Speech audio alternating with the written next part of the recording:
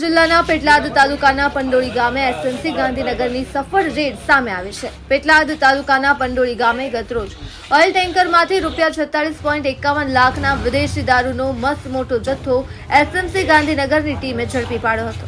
સ્થાનિક પોલીસ ઊંઘતી જ રહી અને બહારની પોલીસ એજન્સીએ સફળ રેડ કરી દર્શન હોટલના પાર્કિંગમાં દરોડા પાડી ટેન્કર નંબર GJ12808442 માંથી 6.230 બોટલ દારૂ મળી આવે। ટેન્કર ડ્રાઈવર મોટા રામ બ્રાહ્મણ અને ક્લીનર સુરેશ ગિરી ગોસ્વામીની ધરપકડ કરવામાં આવી।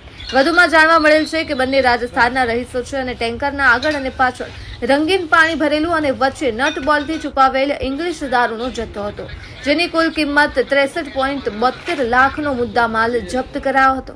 વધુમાં તપાસ કરતા જાણવા મળેલ છે કે આ દારૂનો જથ્થો પંજાબના પાજી પાસેથી ભરી ભાવનગરના રાજુભાઈને પહોંચાડવાનું હોવાનું આરોપીએ કબૂલ્યું હતું।